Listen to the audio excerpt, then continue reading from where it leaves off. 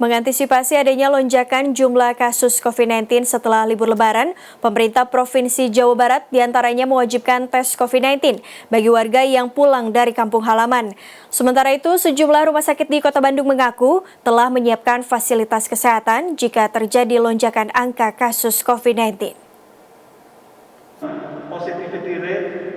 Pemerintah Provinsi Jawa Barat mengumumkan tingkat keterisian ruang khusus pasien COVID-19 di rumah sakit di wilayahnya hanya 28%. Jumlah ini jauh menurun dibanding periode Januari lalu yang mencapai 90%. Hal itu diakui Rumah Sakit Immanuel Bandung, salah satu yang menjadi rujukan yang menyebut saat ini tingkat keterisian sekitar 40%. Namun pihak rumah sakit tetap bersiap jika pasca Lebaran terjadi peningkatan jumlah pasien COVID-19.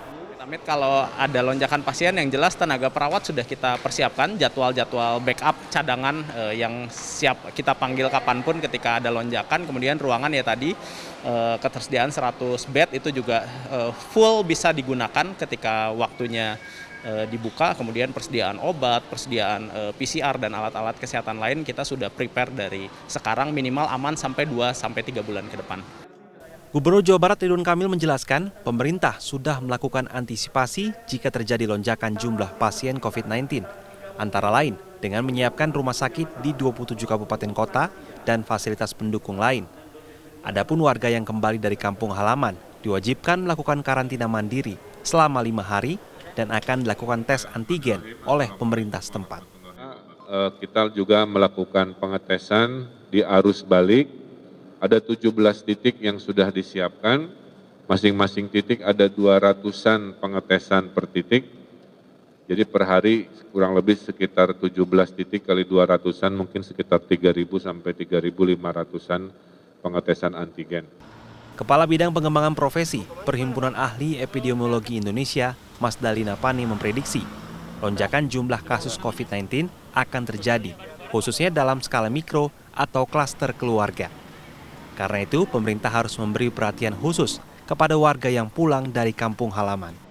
Sederhananya adalah pertama cegah supaya kasus tidak meningkat. Caranya bagaimana? Containment. Mereka yang positif diisolasi, yang kontak erat di karantina. Itulah upaya memutus rantai penularan. Kemudian yang kedua, mempersiapkan sarana pelayanan kesehatan. Kalau terjadi peningkatan kasus, maka sudah ada rencana kontingensi kita sebutnya. Plan A, Plan B, Plan C itu sudah harus disiapkan oleh pemerintah. Menurut Pemprov Jabar, selama masa larangan mudik, 500.000 kendaraan telah diperiksa dan 220.000 pengendara diantaranya diminta memutar arah karena terindikasi akan mudik. Namun, 1.700 pemudik lolos dari penyekatan dan masuk ke wilayah Jawa Barat. Dari jumlah tersebut, 50 orang dinyatakan positif COVID-19.